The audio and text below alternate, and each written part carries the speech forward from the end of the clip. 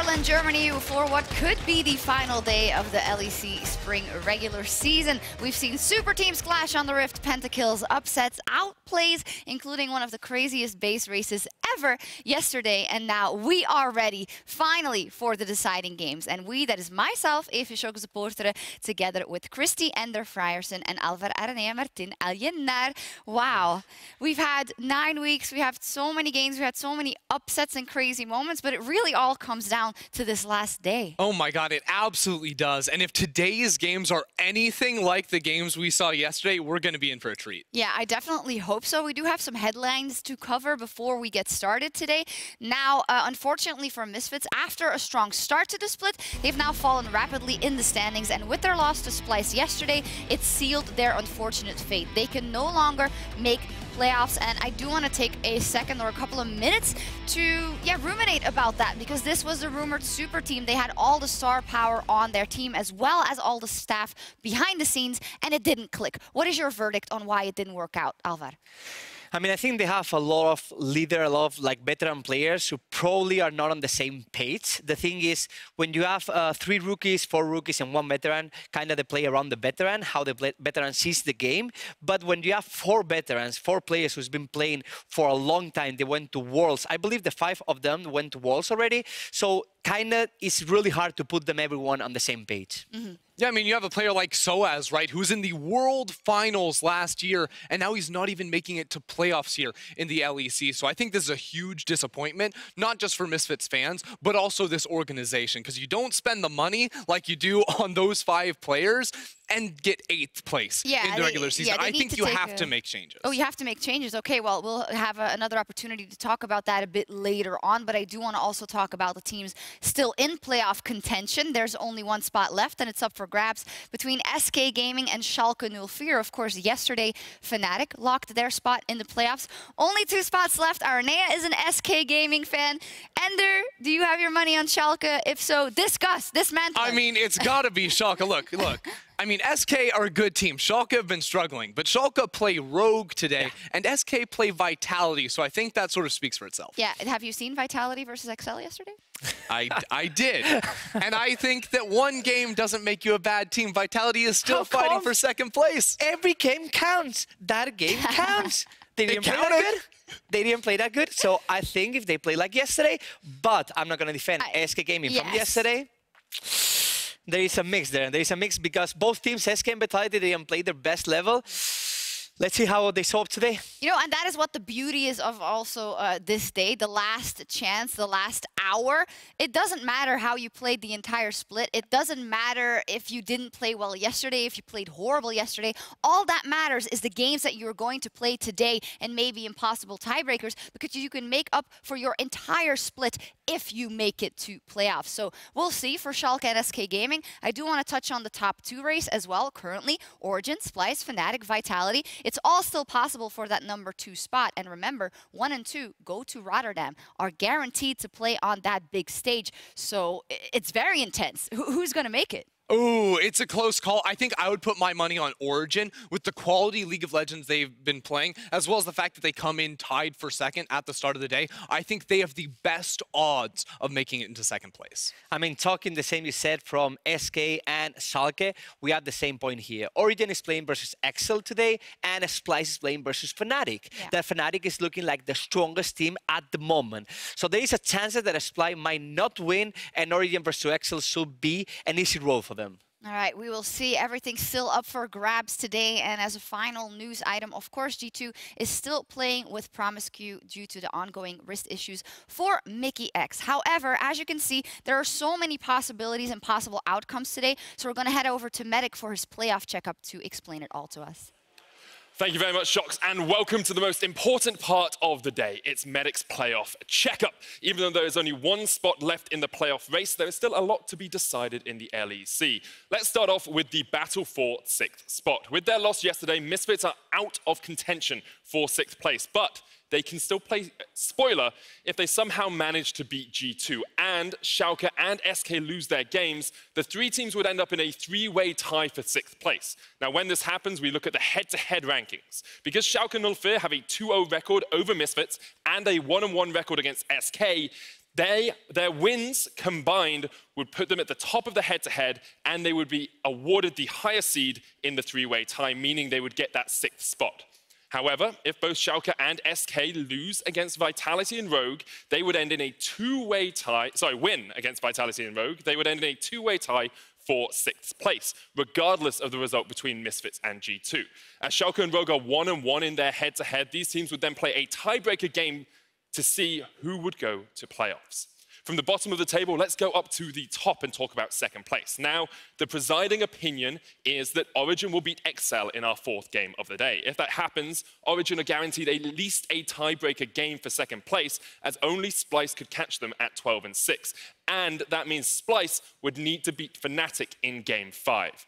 Now, there is one super spicy scenario left. Assuming Vitality, Origin, and Fnatic all win today, we would get a 3-way tie for 3rd place. Although it doesn't guarantee a spot in Rotterdam, 3rd place is still a pretty big bonus, as it means you get to choose which of the 4th and 5th place teams you play. Now, because Vitality and Fnatic both own the head-to-head versus Splyce, Splyce would go from tied 2nd to 5th position, and Vitality and Fnatic would play for the 3rd place spot in a tiebreaker game. If you, as all Europeans do, love a good tie, your biggest hope is a 3 two-way ties today. This can only happen if Schalke, SK, Origin, and Splyce all win today. And that dream would be very much alive. We would play 3 tiebreaker games. As a note, if we have 2 or less tiebreaker games, we'll play them today as the action continues. And if not, we will play the games tomorrow. Shox, back to you. Thank you very much. If you're anything like me and you listen to that and you don't entirely understand, I'll just watch it back. You can also download your own Foldy sheet on eu.lolesports.com/Foldy sheet. So it looks like this. It's actually very simple. As teams win throughout the day, one is folded away and the other team gets to stay. For instance, the very first one is G2 up versus Misfits. If Misfits win, G2 gets folded away, and Misfits stays. And you just continue until we have the ending, which will be no tiebreakers, a couple of tiebreakers if we know Europe. A lot of tiebreakers, we'll see. Now, the reason why we're in this situation to start is because yesterday things got absolutely crazy between Fnatic and G2, and Ender is going to break that down for us and remind us of how crazy it actually was. Oh man, it was crazy, Shox. Thank you very much. Now, before we preview the games to come, I want to highlight one of the craziest games we've ever seen here in EU. And that, of course, was Fnatic versus G2. Let's figure out exactly how the reigning champs managed to come out on top. Now, it gets pretty crazy here because 35 minutes into the game, there was actually a massive team fight around that Elder Dragon. The G2 slammed Fnatic in. Now, the victor coming out of this was actually Fnatic because Hylissang snuck away from the fight and was able to sneak right into the base while Jankos tries to stop him. Nobody can actually stop this guy from taking down the inhibitor because he still has the Baron buff on top of him. He's able to knock this inhib down. And actually is a little bit funny because the fact that Jankos delays him just a little bit is gonna mean a whole lot later down the road. But after this inhibitor goes down, we have to fast forward 4.5 minutes because this is the crucial moment in the game. Fnatic have control over the Baron that just respawned, and G2, they have control over mid. That means they can push all the way down this mid lane, and they make the split-second call to go for the Realm Warp play into the base. But we have to point out a crucial mistake here from Wunder, who had been trying to carry the game the entire time. Look at this. These 2 pesky minions make it, they make it out of the Realm Warp. They don't actually get into the base. And what this means for G2 is that their first 2 auto attacks on the Nexus towers don't actually have the backdoor bonus. They do almost no damage, and it means that there are actually more and more seconds in this game of seconds that make it so that Fnatic on the other side of things can go for a gambit of their own. You can see, well, things didn't work out here for G2 because on the other side of the map, it was Fnatic that made the call to secure the Baron, and then while G2 try to come into the pit and stop the recalls, Fnatic say, wait a second, you have an exposed inhibitor. They make the rush straight towards the Nexus. They're going to be able to take it down because, again, there's no towers to delay them. There's no towers to stop them from knocking down this tower, and would you look at that?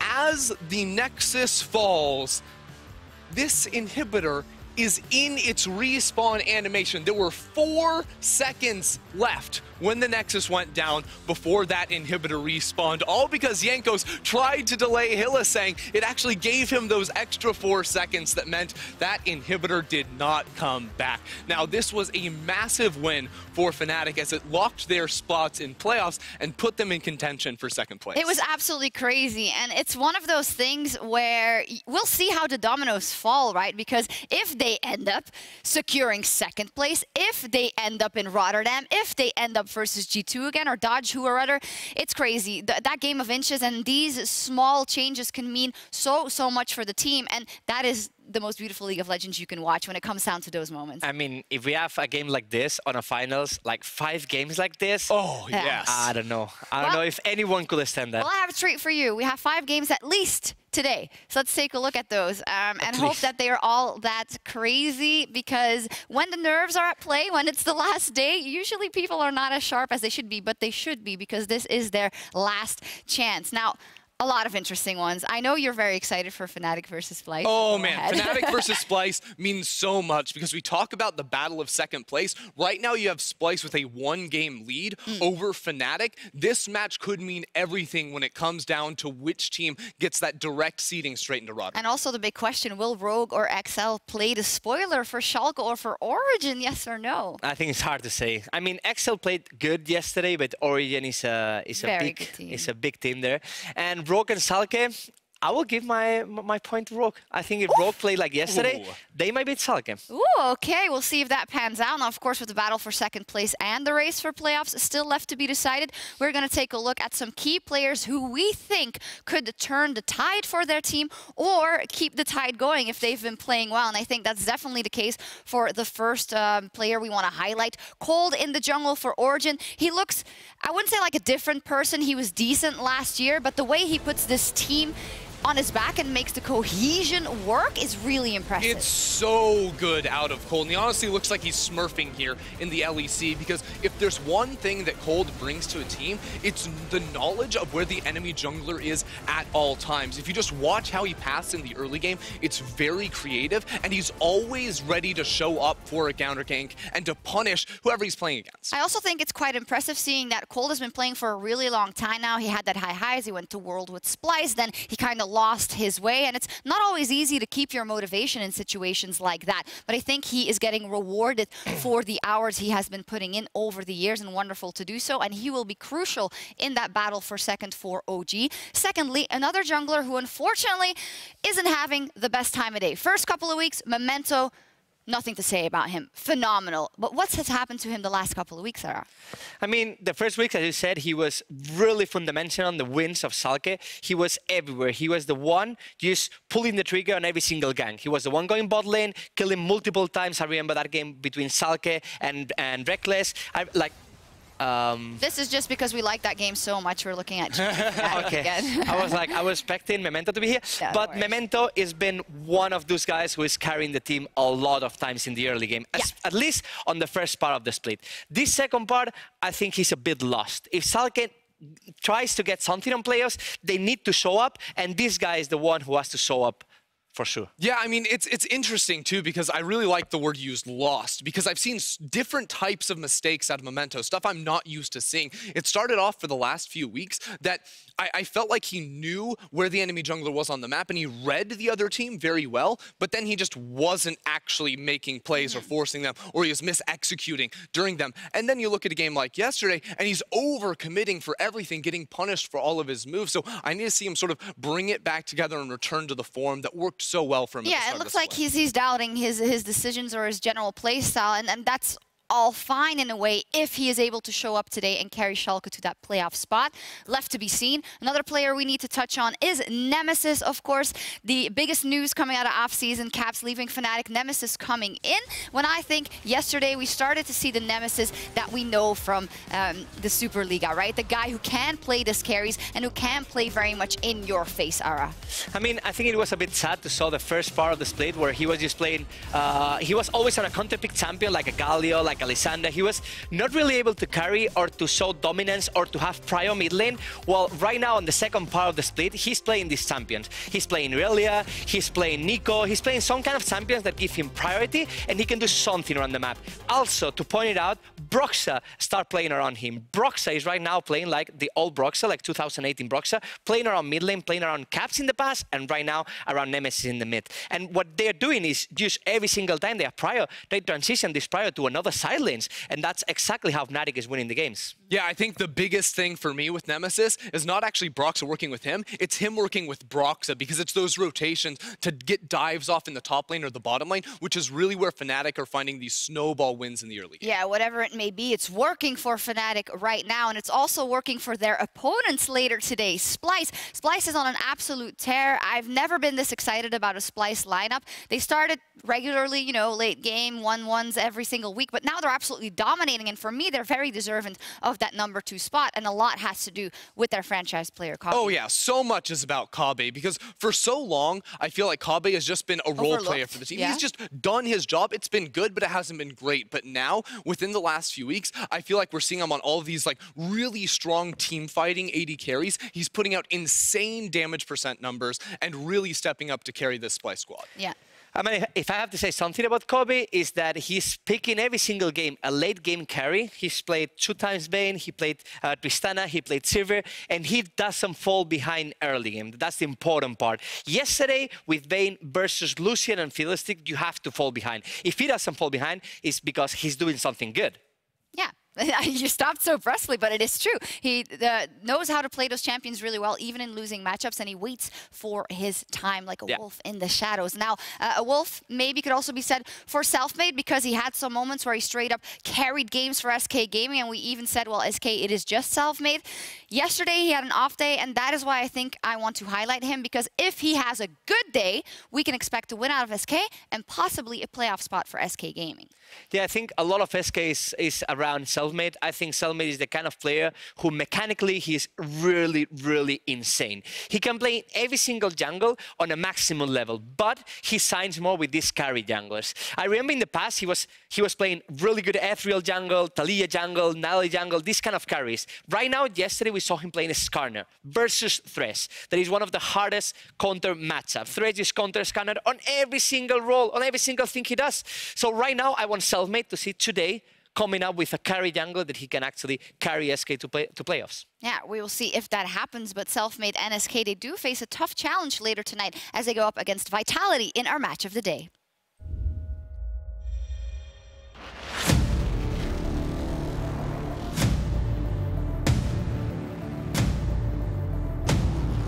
We need to do 2-0. It will not gonna be easy journey because we play versus Vitality. Since we beat them already once, if we don't have any problem, I think we can just beat them again. Back in, eyes on the shockwave, and just pull them right back, delete it, and now the follow-up. Jinx is just gonna tear him down. Jin is a cool guy. I'm looking forward to take a revenge on him. I feel like I have to step up and just take the game in my hands. That's a stun on the Reckless! The dive forward! Selfmade, you are a god! Selfmade going for the play. Woo! Is this man playing solo queue or LEC? Attila is kinda overrating himself. Attila is definitely aggressive, maybe a bit too much sometimes, and he's also super cocky and arrogant.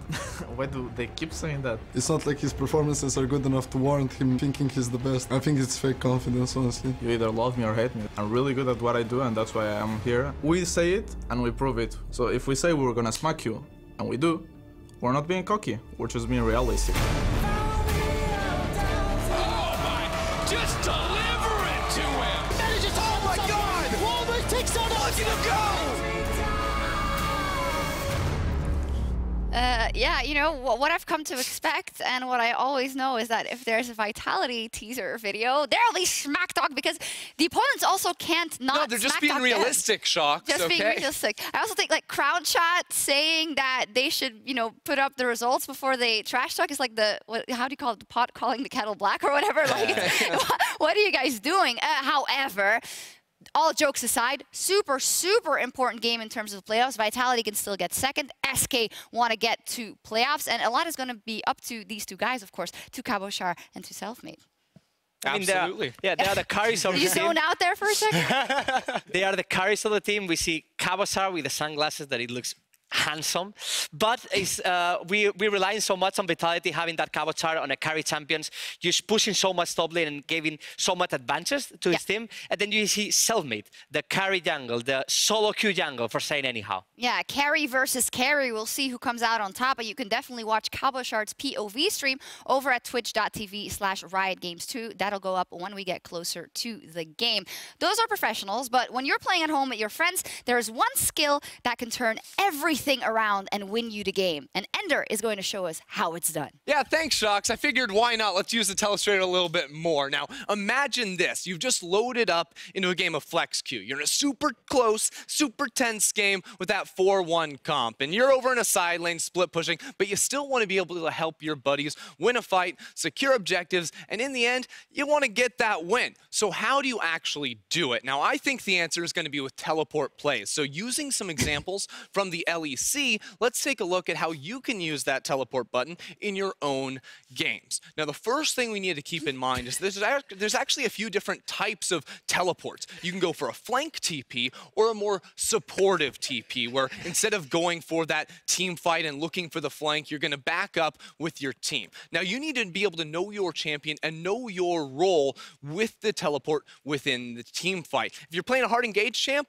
look for the flank. If you're playing a Jace, you probably want to go for a more supportive TP. So if we start things off over here, get rid of the Fnatic game, get rid of that number 4, we're going to look at this. This is a game between Splyce and Excel, where Excel use a very sick ward here to come in on the TP. Look at this right over here in the corner. It's an early game play around the bottom lane, and if you coordinate with your support to get deep vision like that, you can come in for a beautiful flank TP, and that's exactly what Expect does here on the Jarvan. You can see he gets him right inside of this tight corridor. There's absolutely nowhere that Splyce can go, and they pick up a couple of free kills. But there are other types of teleports we need to keep in mind. Remember we said the supportive teleport? Well, that's what we're going to be seeing here in this play, because when you have champions in the bottom lane that are going to be running TPs like the Jace or the Kai'Sa in this game, you have to keep in mind where you're actually teleporting into a fight. Now, there's a Jace coming in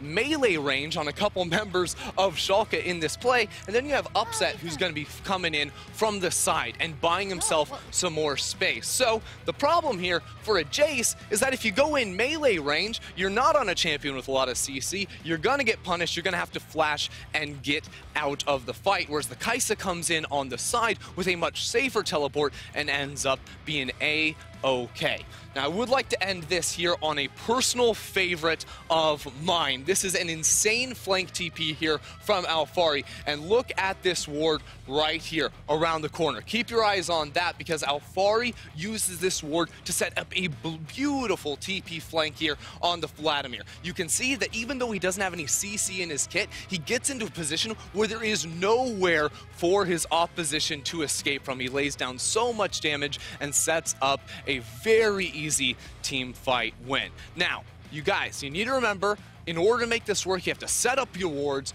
know your role, communicate with your team, and don't be afraid to pull the trigger on the teleport play and get the W. Just like that. That was a lot of difficult steps for playing FlexQ at home.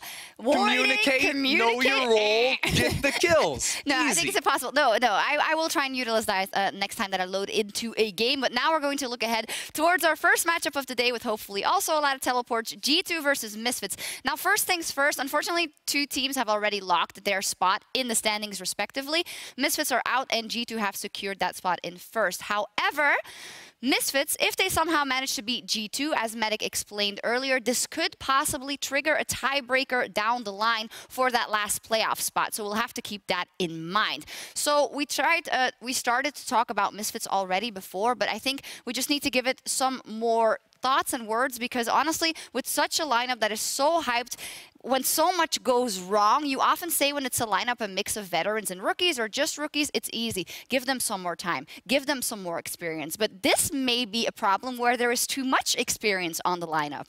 Yeah, I don't think you actually can give this team more time because you have so much talent, and I think you have too many voices, and that's the biggest problem for this team because you put together this roster, they should be in Rotterdam, they should be competing at the very least in playoffs, and because it doesn't work, you gotta make a change. Ara, how does this team bounce back in summer? I think if they need someone to bounce back, I think it has to be Fabiben. Fabiben has to start carrying games. They can't rely only on Hansama carrying, because if you see Misfits, it's only Hansama carrying, no one else. If you see G2, it can be Perks, it can be Wonder, it can be Caps. But from Misfits, only Hansama. They need Fabiben to be back on track. They need to diversify their strategy. Now, they may have a little help today versus G2, because throughout the second round robin, our top team, G2, has been under a terrible, terrible curse, losing whenever Medic cast their games. Now, we've gone through some of the footage, and we traced the start of the curse to one specific interview last summer. Let's check it out.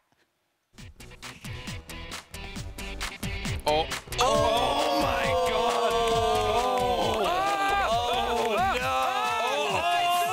Aw, it still hurts. But right now, standing by backstage to attempt to break the curse, it's Perks. So, Medic, it's been a long time, and I'm really sorry about what happened before. I can't believe this actually happened. I meant to give you a fist bump, and yeah. I'm not going to lie, Perks, it hurt a lot when you didn't give me a fist bump, but I forgive you, and the curse is lifted. Thank you. This is not enough, so come on, guys. Thank you, Caps. Thank you, Promiscu. Thank you, Yankos. Thank you, Wender. Thank you, Mickey. Oh, I'm so sorry. I'm so sorry. Curse is lifted. Back to you, Sharks. Poor Mickey's wrist. Okay, well, the curse is lifted. Does that mean G2's gonna win then? Guys, up versus Misfits. Yesterday they lost. I found it really interesting that Mithy said, actually, psychologically, G2 won because they lost that game after 20 minutes. They're playing with a sub, and somehow they fight their way back from a lost game. If they ever face Fnatic again, they know they'll be able to win. What do you guys think? I mean, honestly, I had a lot of questions about G2's ability to team fight in the mid to late game because we honestly just don't get to see them do that a lot. But up against Fnatic, they said, we can still make it happen. We can sort of claw back from a really bad position. And that was a really good thing to see from G2. Yeah, exactly. And now they will have a couple of weeks, even 2 weeks off because they are locked in first place. Aranea, what kind of a G2 do you think we're going to see? Are they going to be as strong as they have been for the majority of the split? I mean, I think today, yesterday was an important match for them because of the pride against Fnatic. Today, I believe both teams, there's nothing on the line for them. So we're going to probably see a really fun matchup, especially from Caps and Fabiben against each other. I agree. But to get back to my point, how do you think G2 is going to play in playoffs? Okay, in playoffs, I thought you said today. No, I'm sorry. No worries, no worries. In playoffs, I think it depends a lot what support is going to play. If it's Promiscu or if it's Mikey X playing there. Let's assume it's Mickey. If it's Mickey there, I think G2 is still one of the favorites for playoffs, probably the favorite, because individual skill, they're really good. But some matchups or some enemies like Origin or Fnatic might beat them on a best of 5, because on the long term, if you actually understand what they play, how they play it, it's easy to counter them. Yeah, that's what I'm actually most concerned about for G2, is that full best of 5 against teams like Origin, Fnatic, like you mentioned, that are so good at prepping against different styles of teams. And I think that G2 might be exposed a little bit if they can't sort of diversify how they want to actually execute within the game. Yeah, I think that's a great point, and we've seen that also with the patch changes and teams coming in that were very prepared and said if you take away X, Y, and Z champion, or the ones they like to play to win lane really hard, it becomes more difficult for them. However, yesterday then we saw that even from behind, they can pull off an incredible team fight. So it's very interesting, but I think we can all agree that the playing field has leveled in comparison to the first 5 weeks where it was all G2 constantly. Yeah. Right now, multiple teams seem to be able to take them on in a best of 5 scenario. Yeah, I mean, looking at the standings right now, it's a battle for second place, but as soon as we get into playoffs, we have 4 teams that could realistically compete for #1 in the season. So it makes it so exciting going into playoffs and seeing who can challenge G2. Super hype. Unfortunately, nothing on the line necessarily for this one, so let's hope Misfits and G2 give us a show. After 85 games packed with action here in the regular season, we are now ready for one final day to decide it all. Let's hit the rift. Thank you very much, Shox, and hello everyone. I'm Aaron Medic Chamberlain here with Indiana Frostgear in black. I have my Foldy sheet ready. I folded the first one. You can use either side. Make sure you go onto eu.lolesports.com/Foldy sheet, or if you're feeling spicy, Foldy us afterwards. There's a little Easter egg there for you if you want it. Is that what we're going to call it, an Easter egg? Yeah, it's an Easter egg. Okay, perfect. You know, we don't have these in the LPL. This is some advanced technology. Yeah, it's next level, it's next level. G2 playing up against Misfits for our first game of the day. There are playoff implications, but for neither of these two teams. If Misfits win, they have the opportunity to force a three-way tiebreaker at the bottom, which Schalke would win and secure the final playoff spot. So maybe Misfits are Schalke's friends today. This comes down to between G2 and Misfits. Get ready, everyone. Buckle